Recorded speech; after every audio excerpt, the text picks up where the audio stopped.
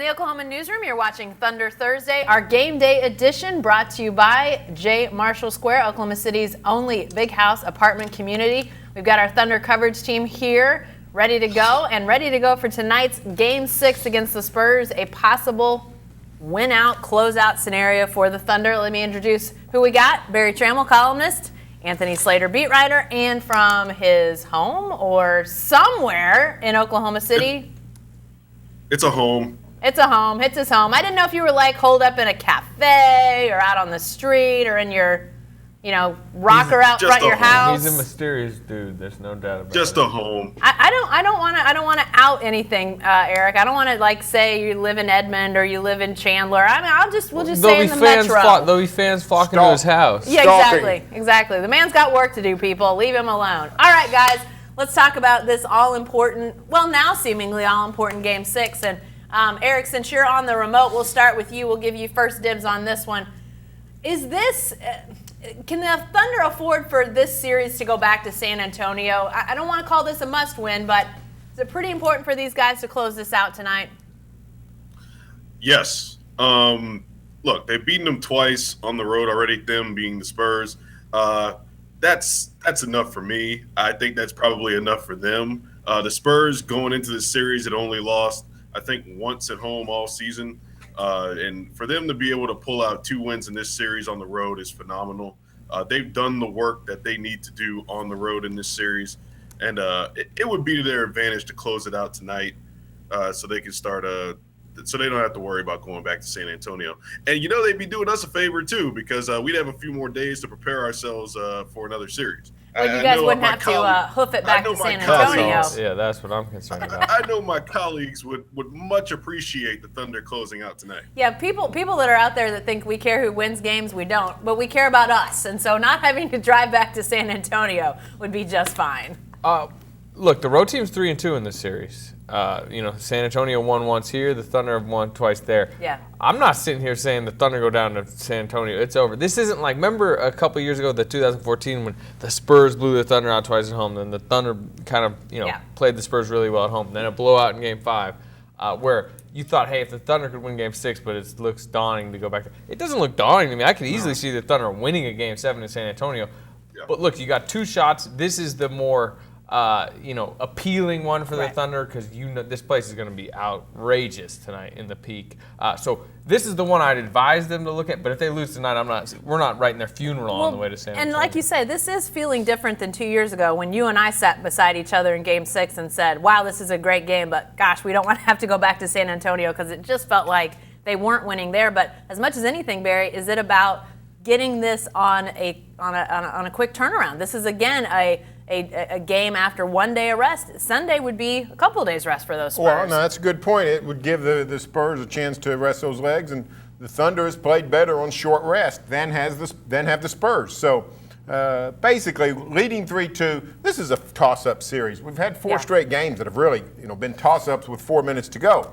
So these are toss-up games. That means the Thunder has a two-thirds chance of winning this series. 66% chance. So it goes back to 50-50 if they lose tonight. So you want to win tonight. It also gives you rest for going into Golden State if you go. Warriors are home right now. They're home and they're resting, and Oakland is a long way from San Antonio if you go straight from San Antonio after a Game 7. So much to your advantage to win tonight. But AC's right. It's not over even if they do. Yeah, definitely not. Last time this series came back to Oklahoma City after a game in San Antonio and a questionable ending had a lot of people wondering what in the heck they'd just seen.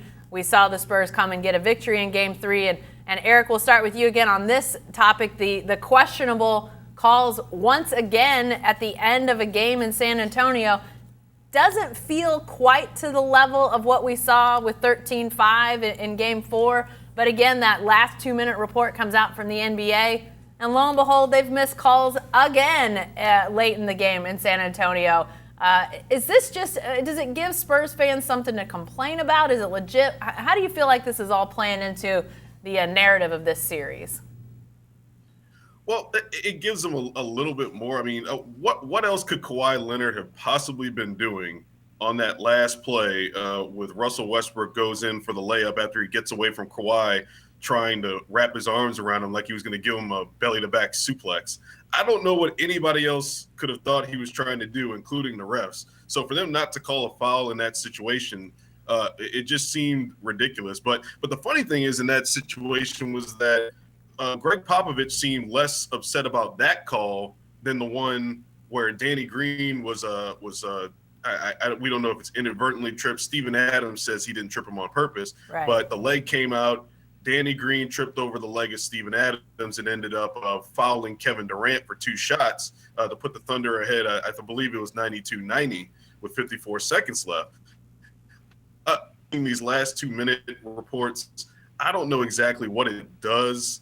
I mean, if the refs read this, are they going to come back to the next game and say, okay, we've got to keep a better eye for these bang plays? A lot of them are just judgment stuff that they can't see in the heat of the moment. Like, it's tough to judge whether or not Steven Adams means to stick his leg out and trip Danny Green. They said that was an incorrect no call, but I mean, who's to say that they're going to make that same call if it happens again?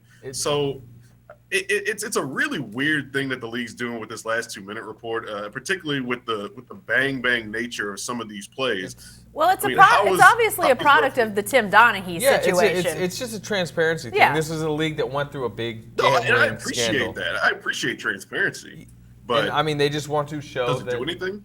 They just want to show that, look, like, we're acknowledging that these are incorrect calls. These aren't, scandals. These aren't, us really wanting the Spurs or the Thunder to advance because of ratings, that kind of thing. It's stuff Mark Cuban's called for. It's good. They're not, the human element is still there with the refs. And, I think they think that's a good thing. I think Erik brings up a good point, though. What does it do moving forward? The officials can only do as well as they can do. I don't think it does anything. These reports they've been doing these reports forever. Right. They're just making them public Yeah. in the last year or so. I mean, the crew, Monty McCutcheon, all those guys, they've been getting the list says, hey, you messed that call at 1 minute and 2 seconds left. So Right. Nothing new for the officials. doesn't affect anything. I mean, for crying out loud, just Kawhi me a river. Cut it out, San Antonio. Score some baskets, stop the Thunder. You didn't do it down the stretch. Well, I mean, the truth is, look, let's say they call that foul on Leonard Westbrook, who's a really clutch free throw shooter, hit a big one on the end one, goes up to the line, probably hits both. Thunder up 3. Spurs missed 2 threes late, and I mean, obviously, maybe they're running a different type action. Might have a chance, but for crying out loud, I mean, you can nitpick everything. Yeah. Right.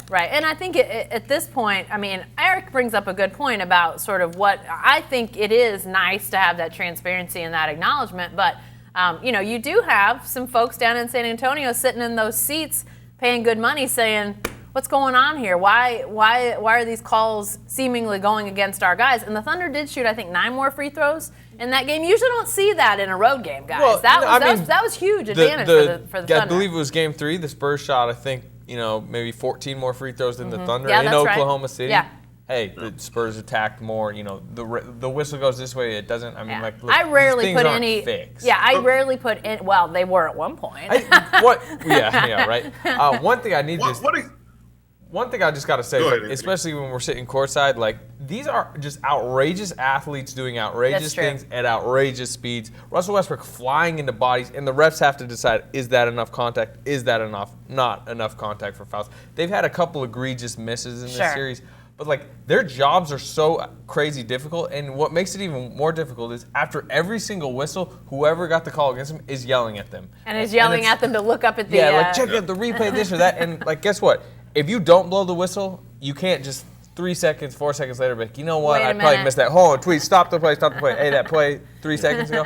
Like, their jobs are so hard. It's very difficult. Erik, I heard you talking. What do you want to say? Well, and going back to what we talked about this before, but this, the calls and the no calls actually played in the Spurs' favor in Game 2. I mean, they had those 5 mixed calls in that situation, and it led to a 3-on-1, which the Spurs couldn't convert because Steven Adams was running around like a madman. So it goes both ways. The Spurs had an opportunity to finish them off with the no calls in Game 2, and in Game 5, the Thunder took advantage of them.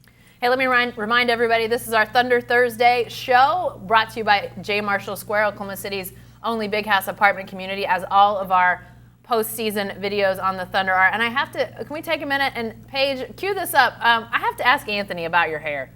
I was going to bust you about this last week and forgot. But I can't see it. Is there I any can't see it. chance you're doing a flock of seagulls thing here? And you don't even know who these guys are, but check it out. Like the guy over on the right, He could be part of it don't too. you think? No, don't try to What? pass it off. Guy on the right, that's totally you. I need some girly-looking sunglasses then. We can get you set up. Hey, what do you think, he Barry? doesn't he look like former Flock of Seagulls member? You potentially? think? Long hair. I don't It's know. kind of like. What are you feeling, Barry? I mean, whatever. Those dudes were pretty popular, I assume. I'm king of the Bust AC Slater Club. However, I believe there's been some character assassination going on this show. Paige and I have taken it to another level. Shots fired. I got You thick have to skin. admit, I've never gone that deep, have I? I've Hey, never. if you don't like the hair, let me know. I mean, It's not that I don't like it. I'm just calling out the obvious. It looks a little bit like Flock of Seagulls, my friend. I'll take it. They were popular, right? Yeah. They had a large female following. Now assume. that I have no idea of. That was before my time. We so. know of one.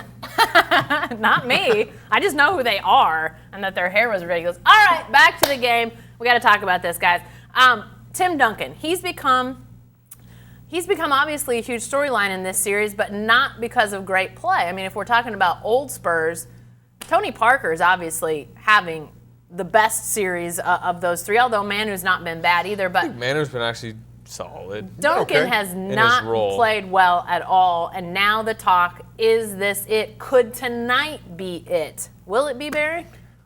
Well, I think it will be his last game if the Thunder wins. I think it'll be Tim Duncan's last game. He looks like he's through to me.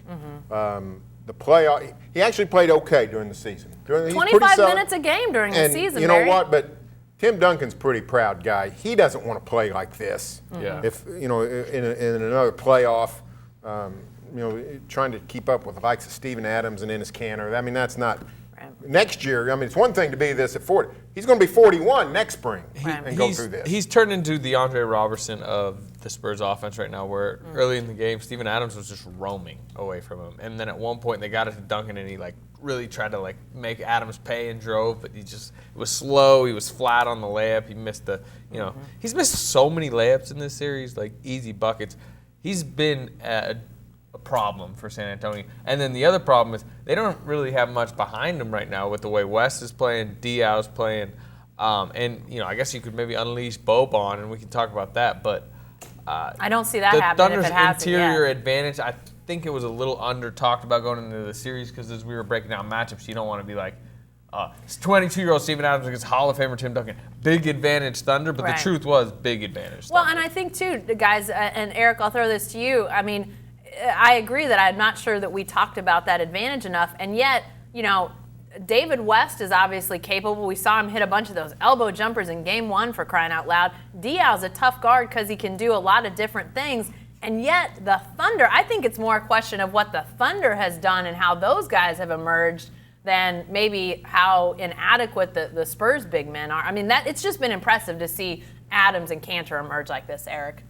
Yeah, I think we kind of underestimated the impact of both sides, or maybe we underestimated the impact that the Thunder's bigs would have on this series, and then we overestimated how much Tim Duncan could bring. And when Anthony was talking about the matchups going into this series, I think I had written that I gave Tim Duncan, or it might have been Anthony, one of us, we gave Tim Duncan the slight edge, but I think that might have been more the benefit of the doubt of him being the wily veteran he is, and Steven Adams coming to this series as the 22-year-old. But we've seen Steven Adams emerge as a star at his position this entire playoffs.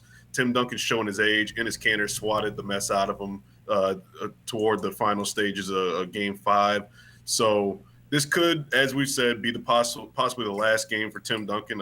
Nick Carlson showed him plenty of respect today at Thunder shoot-around and said that he's been one of the great professionals in the game.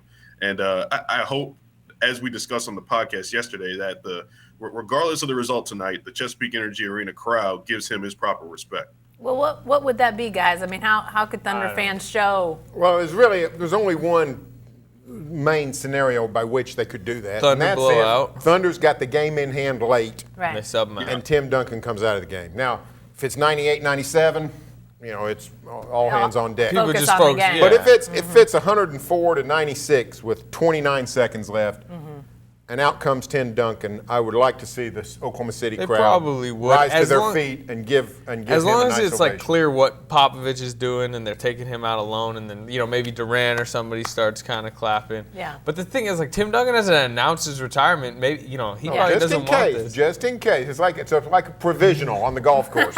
Hit a provisional. Just in case he never comes back this way. You never know. Well, I don't think, guys, and we've talked about this before, I don't think there's any chance Tim Duncan does a Kobe-esque retirement year. I mean, we're not going to see him paraded around as a, sort of a stunt before games and, videos in his honor. When he's done, and he's going to ride into the sunset, and, we're not going to get to really see him, appreciate him. And that's the way he wants it, too. That's not like we're not doing our job as basketball fans or whatever. That's going to be his call, and he'll do it his way. No doubt. I mean, we talked about it when Kobe came in here and that happened, and good for him. And the truth is, that's how most guys go out. You know what I mean? Yeah, you're right. Most people aren't paraded through the streets like Cleopatra, the way Kobe was. Yeah. So, Definitely. And I think if given the chance, I hope Oklahoma City fans will have that appreciation. I think they will. I think they'll recognize it. We were talking about Enes Kanter a second ago, and I know we could talk about the bigs. Probably could have done the whole hangout talking about the bigs, but Kanter and let's pair him with Waiters, guys. Dion Waiters coming off the bench. The impact that these two have had off the bench in these playoffs. AC, I mean, I don't know if we could say there are, looking around the league, considering the regular season too, there may be some guys, 1, 2 off the bench that are better. But right now, it's hard to argue these two. Yeah, maybe Warriors go, you could argue maybe Iguodala, Zealy, whoever the Warriors want to pair with the Iguodala and Livingston off the bench, they may have just as much an impact, especially defensively, especially this year with that record. But the truth about the Thunder this season, and maybe another under-talked about thing coming into the series, where the Thunder are very thin are at 8, 9, 10, 11. They're strong at 6 and 7 and getting even stronger because Waiters seems to really be finding himself. Kanter's showing that the production that he had against the not great teams this season is actually translating against San Antonio. But now Billy Donovan has shortened his rotation to 8, where Randy Foye's actually playing some solid minutes as that 8th guy. Yeah. And then suddenly, doesn't matter if the Spurs go 9, 10, and 11, because the Thunder aren't trying to match up 9, 10, and 11 where they're thinner. Right. You don't see him exposed there at that spot where they're vulnerable. Because Kanter and Waiters are now out there with Westbrook and Durant more, and the Thunder are really deep. Like I said, 1 through 7, and that's really where all their minutes are going. Eric, and the go ahead, Barry. Spurs bench, while vaunted all season, 8, 9, 10, 11, but in the playoffs, it's not. They hadn't played that well, and in the playoffs, 8, 9, 10, 11 not as important, and all of a sudden this massive advantage for the Spurs on the bench is not there because Boris Diaw, David West, they don't match up with Enes Kanter. Right. And they're not facing Kyle Singler and Moros and those minutes and Payne, and they're facing Durant and Waiters Westbrook and Ibaka Kanter. and a bunch of players. Yeah. So the Thunder bench has gone from perceived weakness now to a strength. And, I mean, we talked about it yesterday. Golden State's the only team we could come up with a better 1-2 punch off the bench in terms of quality of play than these two guys. Cleveland, Tristan Thompson's coming off the bench, right? Yeah, and Shumpert or whoever. They got a pretty solid bench. So, but Waiters and Kanter, I mean, that's especially the way they're playing. Right. That's a potent duo. Hey, Eric, let me ask you this about those two guys. Who most has surprised you in these playoffs? Is it Kanter and the way he's been able to finish games, or is it Waiters and that consistency that we've seen from him, not just defensively, but we're seeing it on the offensive end too? Yeah, that's interesting when you put it in that perspective. I think that I'd have to go with Waiters because I always expect Waiters to come back to earth in terms of his offensive contributions. But even when he's not scoring, just the restraint he's shown in his game as this playoffs have gone on, it's been impressive to me. We always knew that Kanter was going to offensive rebound and score around the basket, and his defense has been impressive in this series. But Waiters, from start to finish, and particularly putting that effort and that concentration in on the defensive end in terms of guarding Kawhi Leonard, that's probably been the more impressive thing to me.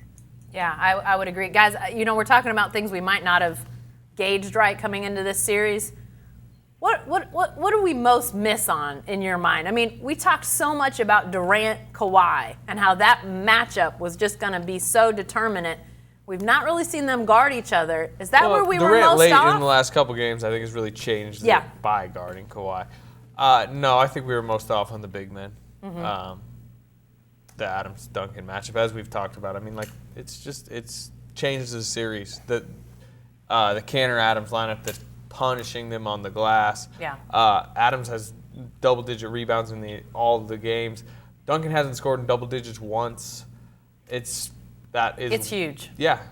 That's where. Well, and it was masked early because of LaMarcus Aldridge dominance. Yeah. Yeah. Had the 2 monster games to start. Yeah. But since then, he's 22 of 60 the last 3 games. And when it's like that, then suddenly the Thunder's interior is a huge advantage, and the Thunder's interior doesn't even include Kevin Durant and Russell Westbrook. The guys that nationally, it's like, well, it's 2 versus the Spurs. It's like, no, the interior over there has those 3 guys. Has and a we huge forget advantage. Ibaka, who's he's sort of fallen into the shadows. Still more threes than anybody else in Thunder Blue, right? He's shooting 54 or 68% from 3 in the series. Yeah, he's 12 out of 21 in the series from 3-point. And he's played solid defense on LaMarcus Aldridge. But you know what? Is it maybe a benefit that they're not having to use him as much? Maybe he's fresher, ready to go for a next series because they haven't lost games because they've gone away from him. Potentially, I actually worry about him being a little frustrated that he is like the odd man he's out. One of the original 4, basically. I know he came a year after Westbrook, but suddenly guy everyone in the fan base is talking about, we love this front line, we love these 2 new international centers. So I'd worry about that a little bit more because he's a guy with a lot of pride. You heard him this year about, I just don't like being in the corner and shoot threes when I'm open and that's it. Right. So there's a little concern there more than the freshness. I think we also, Eric, we pretty clearly underestimated the advantage that Greg Popovich would have. I wrote about Billy Donovan today for our coverage, and it's pretty surprising just to see how he's held things together for this team. In the face of all the experience that the Spurs have, all the championships that Popovich has won, buttons have always been pushed right, and yet now. Billy Donovan's at least matching him, and it looks to me like he's winning a lot of those battles. What's been the biggest missed call in your mind, Eric? Well, since the other guys talked about the front line matchup with Duncan and Adams and those guys, I was going to talk about your column actually, and how Billy Donovan's held his own in this series. He could have panicked after Game 1. Maybe us in the media panicked a little, thinking that they were going to make that change at shooting guard. He's handled the shooting guard minutes brilliantly between Robertson starting on Kawhi Leonard and going to Waiters late, and not changing things drastically in regard to guarding Kawhi. I mean, not Kawhi Leonard, LaMarcus Aldridge. A guy comes out and roasts you 2 games in a row, and you would think that you'd want to make some significant changes defensively. But we saw with our own eyes in the first 2 games that they weren't defending him poorly. It's just LaMarcus Aldridge was just operating on another planet offensively.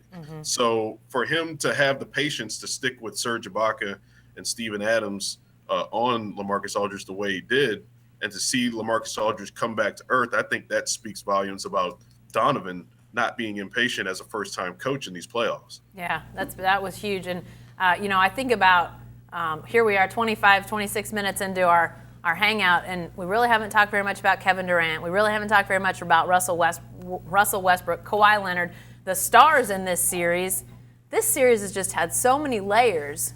Kind of wish it could be like a best of 9 series or something. Well, it's been so fantastic. It has been, and it's not even with the great finishes. There's been a couple of really interesting finishes, but it's not like, Toronto, Miami played, was it 3 straight overtime games? But quarters 1 through 3.5 were just But it's done. just hard to watch compared to what you're seeing, because in the first quarter, in the second quarter, in the third quarter, you got Leonard and Durant and Westbrook and Aldridge doing all these amazing things, and Kanter and Adams emerging, and Waiters. The Spurs, you see I still flashes from Ginobili. It's just a phenomenal series to watch from start to finish. I still can't believe the Thunder has won the number of games they have in this series with the turnovers they've had. They've won games with so many turnovers. 21 last game was unbelievable. only 13 in the first half. Well, really, if they cut down those turnovers, they should have had like a nice little lead at halftime. Yeah, you would think. Okay, guys, let's talk about tonight. Game 6, 7:30 tip. Eric, we'll start with you. What is going to be most important for the Thunder to close this one out, finish this series tonight? I think they've got to continue to defend. They've got to continue to defend in the fourth quarter the way they have. Last game, they limited the Spurs to, I think, 4 field goals in the last 8 minutes, which is just phenomenal from them. They got to continue to stay focused on the defensive end to close out the game. And I think that everything else will fall into place for them if they do that. All right, AC, what about you? Quick start.